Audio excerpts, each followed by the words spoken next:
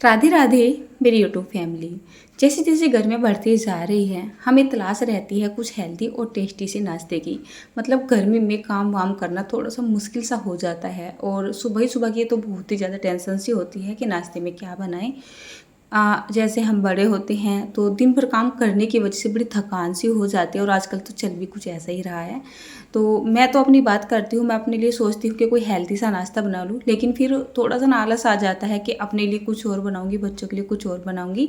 तो सुबह ही सुबह मेरे घर में बनाया जाता है लौकी का जूस। आजकल मैं, मेरे हस्बैंड और बच्चे भी हैं, हम लौकी का जूस ही पी रहे हैं। और लौकी का जूस बनाने के बाद बहुत सारी लौकी तो बची जाती है, आप सभी जानते हैं, जैसे मिक्सी में उसका जूस बनाते हैं। तो मैं उस लौकी का ही नाश्ता आपके साथ शेयर करने जा रही हूँ। मैंने यहाँ पर ले लिया है मिक्सी का जार। मिक्सी के जार में यहाँ पर काजू बादाम पीसे गए थे तो वही मिक्सी मैंने ले ली है, यानी कि मिक्सी का जार ले लिया है। इसमें मैंने थोड़ी सी कच्ची मूंगफली डाली है, पोहा डाला है, साथ में मैं यहाँ पर डाल रही हूँ थोड़े से भुने हुए चने। उसके साथ ही करीब 2 छोटा चम्मच के जितना डाल देते हैं हम साबुत धनिया और 1 छोटा चम्मच के जितना जीरा डाल देंगे। 2 डाल देंगे सूखी मिर्च, तीखे वाली लेंगे तो ज़्यादा अच्छी लगेगी। और साथ में यहाँ पर 2 हरी मिर्च भी ले लेते हैं। और उसके बाद मैं यहाँ पर डाल रही हूँ 3 से 4 लौंग। बहुत ही अच्छा टेस्ट आता है, एक हल्का हल्का सा गरम मसाले वाला फ्लेवर आ जाता है 2-3 लौंग से ही। 1 छोटा चम्मच के जितना सौंफ के दाने डाल देंगे, 2 हरे वाले इलायची डाल देंगे। जो है जार का ढक्कन लगाएंगे और इसका बढ़िया सा एक पाउडर बनाकर तैयार कर लेंगे। अब ये जो मसाला मैं बना रही हूँ ना, इस मसाले से वैसे तो आप बहुत सारी रेसिपी आप बना सकते हो, लेकिन आज मैं इसको नाश्ते में इस्तेमाल करने जा रही हूँ तो नाश्ते की बात करते हैं। अब जैसे ही मसाला मैंने पीस लिया है, आप देख सकते हैं जो मसाला है ना एकदम बढ़िया सा फाइन सा पीस के तैयार हो चुका है। एक तरीके से ये सूखी चटनी भी बन गई है। और अगर आप चाहते हैं इसकी एकदम गीली सी चटनी बनाना तो आप इसमें या तो दही डाल सकते हैं या फिर पानी डाल सकते हैं। इसको एक चटनी के रूप में भी खा सकते हैं, या फिर इस तरीके का ये पाउडर बना के आप रख ले और इसको ना आप फ्रिज में स्टोर कर ले, तो किसी भी नाश्ते में आप इस पाउडर का इस्तेमाल कर सकते हैं। चाहे सब्जी में करें, पराठों में करें या फिर किसी भी भजिया वगैरह में कर ले, बहुत ही ज़्यादा सुपर टेस्टी लगता है। अब आप यहाँ पर देख सकते हैं यह है लौकी जो जूस बनाने के बाद बच जाती है। तो इसका जो जूस होता है वो तो सारा का सारा निकल ही जाता है। अक्सर रोज़ तो हम फेंक ही देते हैं, रोज़ रोज़ तो ये काम नहीं होता है, लेकिन मैंने सोचा चलिए आज इसका नाश्ता बना ही लेती हूँ। तो मैंने ये लौकी यहाँ पर ले ली है, जो मसाला पीसा था वो ले लिया है। उसके बाद यहाँ पर सिंपली नमक लिया है, हल्का सा गरम मसाला लगाया है, हल्का सा हल्दी का पाउडर डाल दिया है और 1 चम्मच के जितना डाल दिया है चाट मसाला। आधा चम्मच के जितना हींग जरूर से डालेंगे, डाइजेशन के लिए अच्छा रहता है। और उसके बाद और भी ज़्यादा अच्छा सा टेस्ट बनाने के लिए मैंने कसूरी मेथी डाल दी है। तो मैं पूरी कोशिश कर रही हूँ कि ये नाश्ता एकदम टेस्टी बने, हेल्दी बनने के साथ साथ टेस्टी भी बने। मतलब बड़े तो खा ही लेते हैं, लेकिन बच्चे नाक मुँह ना चिल्लाएं इसको खाते हुए। तो इसको अच्छे से मिक्स करने के बाद इस तरीके से हम गोले से बना लेते हैं। तो मैंने यहाँ पर ज़्यादा नहीं बनाए हैं, केवल 5 मतलब पराठे या फिर रोटी वगैरह बनकर तैयार हुई थी और इतने की मुझे ज़रूरत भी थी। तो देखिए इस तरीके के गोले चाहे तो आप एक ही साथ बना के रख सकते हो या फिर साथ के साथ स्टफिंग को आप भरते चल सकते हो। सिंपली हम जैसे नॉर्मल रोटी बनाते हैं इस तरीके का पेड़ा बना लेंगे, चकले के ऊपर डाल के इसको पहले हल्का सा बेल लेंगे और उसके बाद यहाँ पर हम एक गोला उठाएंगे। छोटे छोटे गोले नहीं है, काफ़ी सारी स्टफिंग भर जाती है, मतलब इतने भी गोले से। और इसको इस तरीके से रख के चारों तरफ से उठाते हुए इसको पैक कर देंगे। नॉर्मल जैसे हम भरवा पराठे बनाते हैं इसी तरीके से इसको पैक कर देना है। अब जैसे मैंने वहाँ पर वो मसाला डाला था ना, आप चाहे तो इसको और ज़्यादा टेस्टी बनाने के लिए थोड़ा सा 1-2 चम्मच घी या फिर तेल वगैरह डाल सकते हैं, लेकिन आजकल घर में घी और तेल मैं बहुत ही कम इस्तेमाल कर रही हूँ। इसके ऊपर थोड़ा सा हम सूखा आटा लगाएंगे और बेलन को थोड़ा सा हल्के हल्के से हाथों से चलाएंगे। जैसे हम नॉर्मली आलू के पराठे बनाते हैं तो किनारे की तरफ थोड़ा सा प्रेशर ज़्यादा लगाते हैं, लेकिन जब ये पराठे बनाओगे ना तो किनारे की तरफ प्रेशर ना लगा के बीच में हल्का सा प्रेशर लगाओगे और इस तरीके से इसको बेल के तैयार कर लोगे। तो देखिए ये ट्रांसपेरेंट सा दिखाई देने लगा है। उसके बाद जो पहला पराठा होता है ना तो वो तवा छोड़ता नहीं है। जैसे मैं माँज धो के तवे को रखती हूँ ना तो एकदम सूखा सूखा सा होता है। उसके लिए थोड़ा सा घी या फिर तेल वगैरह हम तवे पे लगा लेंगे और इसको डाल देंगे। जैसे थोड़ा सा सीख जाएगा इसको हम पलट देंगे और इसके ऊपर घी या फिर तेल वगैरह जो भी आप लगाना चाहते हैं उसको लगा देंगे। मैंने बहुत ही हल्का सा घी यहाँ पे लगाया है।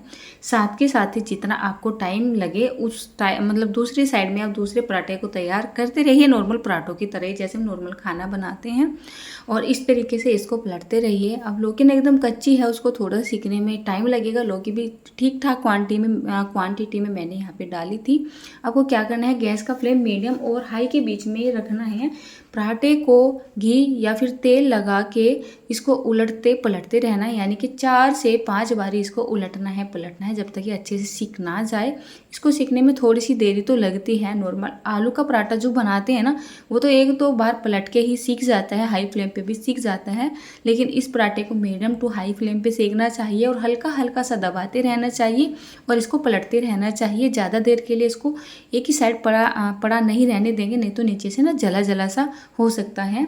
तो आप देख सकते हैं जैसे जैसे मैं इसको हल्का हल्का सा दबा रही हूँ ना, ये इतना अच्छे तरीके से फूलता आ रहा है और खुशबू तो बहुत ही ज़्यादा अच्छी आ रही है इसमें। तो यहाँ पर देखिए एक पराठा सीख के तैयार हो चुका है। मैंने यहाँ पर घी का इस्तेमाल किया है और बहुत ही कम घी का इस्तेमाल किया है। आप ज़्यादा से घी या फिर तेल वगैरह भी डाल सकते हैं। आप इन पराठों को अगर अपने घर में रिफाइंड वगैरह खाते हो तो रिफाइंड में भी बना सकते हो। सरसों के तेल में अगर आप इन पराठों को बनाओगे तो इनका कलर थोड़ा सा डार्क आ जाता है। सरसों के तेल के पराठे इतने ज़्यादा नुकसान नहीं देते हैं।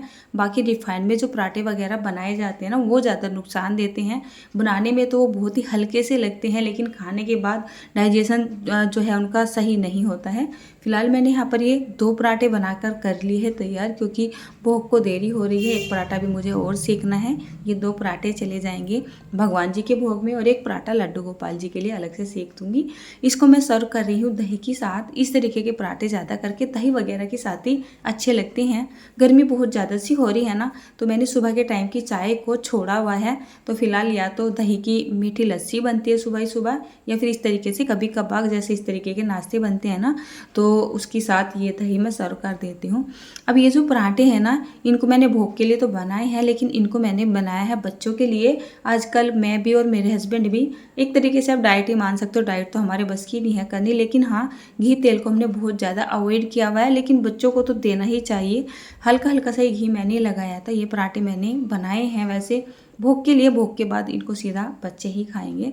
उसके बाद मैं आपको बताती हूँ, अगर आप यहाँ पर तेल और घी का इस्तेमाल नहीं करना चाहते हैं तो आपको क्या करना है, सिंपली खूब सारी स्टफिंग भर लेनी है पराठे के अंदर और कुछ इस तरीके से फोल्ड कर देना है।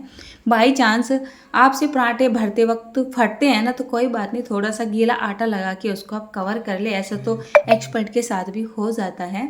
तो देखिए मैंने इसमें भर लिया खूब सारी स्टफिंग, जो कि ऊपर से फटी फटी सी भी नज़र आ रही है, लेकिन इस तरीके की स्टफिंग भरी हुई जो रोटियां बनती है ना, ये ज़्यादा अच्छी बनती है। तवा हमारा पहले से ही गर्म हो चुका था, तो इसको आप चाहे तो इस तरीके से सेक सकते हैं, या फिर जैसे पराठे सेके हैं उस तरीके से भी सेक सकते हैं। तो यहाँ पर ये मैंने 2 रोटियां बनाई हैं। 3 यहाँ पर पराठे बने थे जो बच्चों के लिए बने थे, और 2 यहाँ पर इस तरीके की ये रोटियां बनी थी जो मेरे और मेरे हस्बैंड के लिए बनी थी। ठीक है ना। तो देखिए इस तरीके से सेक के भी इसका करारा करारा सा टेस्ट आता है, जो कि देखने में ज़्यादा अच्छा लगता है। नॉर्मल पराठों से ये वाला जो नाश्ता होता है ना, ज़्यादा हेल्दी होता है। तो यहाँ पर मैंने बच्चों के लिए भी थाली तैयार कर दी है, और जो डाइट पे है या फिर जो एकदम बिना तेल घी के खाना चाहते हैं उनके लिए भी ये थाली बना के तैयार कर दी है, एकदम हेल्दी वर्जन में। तो लौकी का जूस अक्सर बहुत सारे घरों में आजकल बनाया जाने लगा है, और लौकी को जो है जूस बनाने के बाद फेंक दिया जाता है। तो आप भी इस तरीके के नाश्ते को अपने घर में ट्राई कर सकते हैं।